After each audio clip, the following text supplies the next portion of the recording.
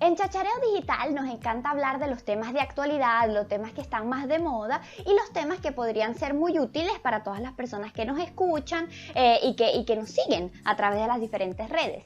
Y estaba pensando, ¿por qué no tocar un tema que quizás escuchamos por todas partes, pero no sabemos realmente qué es y no conocemos realmente el alcance que pueden tener estas cosas? Y el tema es Internet of Things o Internet de las cosas. Entonces, pensé, ¿por qué no conversar un poco sobre este tema? ¿Tú qué piensas, Cristian? Me parece muy interesante y me parece que realmente es un tema que nos afecta a todos los seres humanos. Entonces, está de moda también es porque es tendencia a conocer sobre qué es el Internet de las cosas, discernir también un poco qué no es Internet de las cosas y en dónde podemos de cierta manera avanzar y crear un conocimiento en base a este tema. Así que adelante. Perfecto. Entonces digamos que para empezar y para ponerlo de una manera muy sencilla, el Internet de las cosas es prácticamente aprovechar una cosa que conocemos y que hemos venido aplicando durante muchísimos años, que es efectivamente el compartir datos a través de las redes de Internet y darle esa habilidad a los objetos. Objetos que podríamos plantear que son inanimados, objetos que vemos todos los días y le otorgamos a ese objeto a través de el Internet la capacidad de quizás pensar, recolectar datos y utilizar estos datos para diferentes fines. Entonces es darle un poco de, desde un cierto punto de vista, inteligencia, darle inteligencia artificial a objetos que son completamente inanimados. ¿Y por qué se hace esto? Porque yo quisiera que de repente, no sé, una cosa tan sencilla como un refrigerador tenga algún tipo de capacidad de recolectar datos y analizarlos y tener alguna forma de ayudarnos. Por eso, porque al momento en que nosotros le damos la capacidad a objetos inanimados de captar información, guardar esa información y luego analizar esta información, logramos que nuestro día a día sea mucho más sencillo, sea mucho más fácil y nos ayuda a facilitar tareas que quizás a nosotros o hacerlas por nosotros mismos, llevaría muchísimo más tiempo. Un ejemplo muy sencillo, que quizás no entra directamente, pero está relacionado, muy fácil.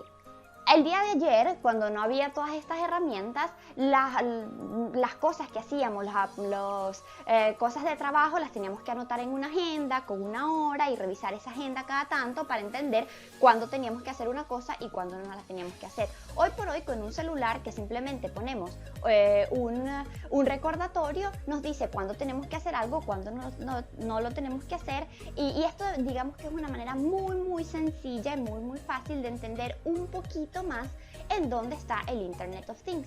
Pero esto no se para aquí y tiene muchísimas aplicaciones que vamos a ir viendo a lo largo de todo este video. Entonces, quizás están las aplicaciones que vemos el día a día, quizás en nuestro hogar, por así decirlo. Sí, totalmente de acuerdo. Realmente el Internet of Things es, así como muy bien dices, me parece que es integrar aquella necesidad del ser humano en todos los ámbitos de su vida, a nivel personal, a nivel familiar, a nivel relacional, a nivel de necesidades básicas como el alimentarse, el estar en contacto con otras personas, el sentirse seguro, el sentirse protegido.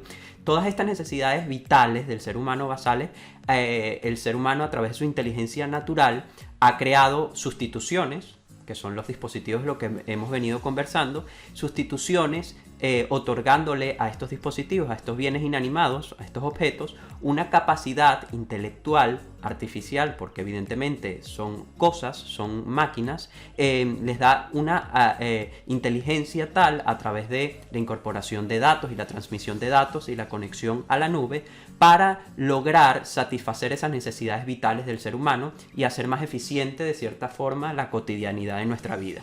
Entonces creo que ese es precisamente el concepto de Internet of Things, como muy bien dices tú, Gaby, el darle esa inteligencia artificial, esa connotación de conocimiento y de independencia de cierta manera al objeto inanimado para que sustituya funcionalidades del ser humano que para antes era más tedioso, ¿no? Entonces, lo que intenta hacer esta tendencia es buscar facilitar la vida al ser humano, o al menos es lo que en un principio es la génesis del concepto, ¿no? Un ejemplo que yo quisiera mencionar, por ejemplo, también es algo que vemos ya como el día a día, el hablar con Siri o el hablar con el Voice User Interface, que es el hablar con Google directamente como si ya tuviera personalidad propia, cuando no la tiene, ¿sabes? Es como que es hablar con un objeto. Entonces, viene a sustituir, claro. Sí, te escucho. Claro, y es conectar justamente esto que dices con cosas del día a día. Entonces quizás ya no es solamente que yo le pregunto a ese Alexa o Siri o quien sea, busca esta canción en internet, sino que ya a través de la domótica todas estas cosas se conectan a tu hogar, y entonces tú podrías encender las luces, podrías abrir ventanas, podrías abrir puertas a través de simplemente pedirle a esta voz artificial que haga esta serie de cosas. Y esto luego se ve mucho más allá cuando pensamos en aplicaciones a nivel industrial, porque claramente nosotros lo podemos ver o lo podríamos ver en el día a día en estas cosas, pero también está en el día a día de actividades de agricultura, de actividades industriales, manufactureras, en donde, por ejemplo, en el tema de la agricultura existen sistemas de riego inteligentes, en los cuales el sistema, a través de estos sensores, a través de los datos que recolecta estos sensores y del análisis de estos datos, te permite entender cuáles son las condiciones del clima, cuándo es el mejor momento del día para regar, qué cantidad de agua tengo que ponerle dependiendo de la humedad o de las lluvias que han caído, etcétera, etcétera.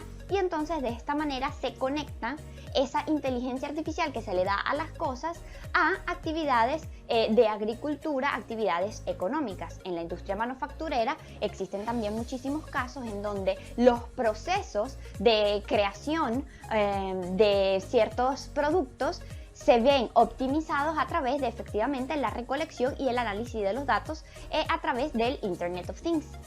Y esto pues va creciendo no solo en estas industrias, sino en muchísimos otros aspectos. Sí, es un poco entender que el Internet de las cosas no es solo tener un wearable, no es solo tener un reloj inteligente, no es solo tener un móvil inteligente que esté conectado, no solo son electrodomésticos que estén conectados y te faciliten la vida, no es solo eso, va mucho más allá, tiene que ver con robótica, se está implementando en el tema de las Smart Cities, tiene que ver con, por ejemplo, la biotecnología, la incorporación de dispositivos dentro del cuerpo humano con la finalidad de optimizar y proteger la salud y la seguridad del ser humano. También tiene que ver con Internet de las cosas. Entonces va un poco más allá porque, claro, sí que he visto que cuando uno comenta con las personas sobre qué es el Internet of Things, se van a lo más simple o a lo más conocido, naturalmente, que es, bueno, el tener el ecosistema de Apple o tener el Siri. Eso no es solo Internet de las cosas, es algo mucho más allá, a nivel de salud, a nivel de, por ejemplo, de sistemas de seguridad, de protección dentro de tu hogar. Pues existen dispositivos que se pueden colocar dentro de tu vivienda para velar por la seguridad física y la seguridad de tus propiedades. Eso tiene que ver con Internet of Things. Son objetos, dispositivos con sensores conectados a la nube, a la red, a la transmisión de datos que facilitan que facilitan o optimizan las necesidades básicas del ser humano. Exactamente. Y entonces de aquí la cosa que podemos pensar es si efectivamente están todos estos usos el día de hoy, ¿hacia dónde va el Internet of Things? ¿Se para aquí? ¿Llegamos hasta donde estamos hoy?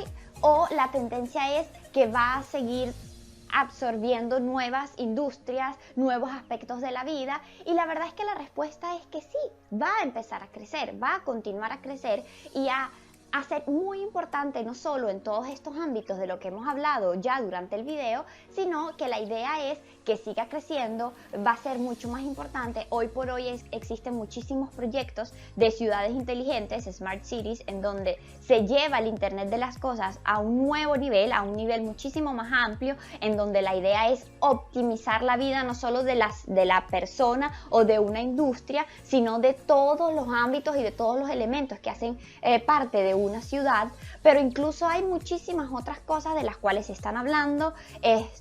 Existen todas estas iniciativas de, por ejemplo, el conocidísimo Elon Musk, que hace poco lanzó el Neuralink, en donde se está planteando la idea de entonces incorporar dispositivos no solo como los que comentabas ahorita, que de repente pueden ser muy específicos como para simplemente medir los niveles de azúcar en una persona diabética, o medir el comportamiento, qué sé yo, de personas con afecciones estomacales. Entonces son cosas muy precisas, muy particulares, pero este nuevo concepto que ha empezado a introducirse en el mercado es ya mucho más allá, ya controla las cosas a nivel cerebral, con muchas aplicaciones muchísimo más amplias. Entonces sí, la tendencia es que va a crecer, va a ser parte de nuestra vida en un mayor porcentaje, y va a ser muchísimo más importante en el futuro.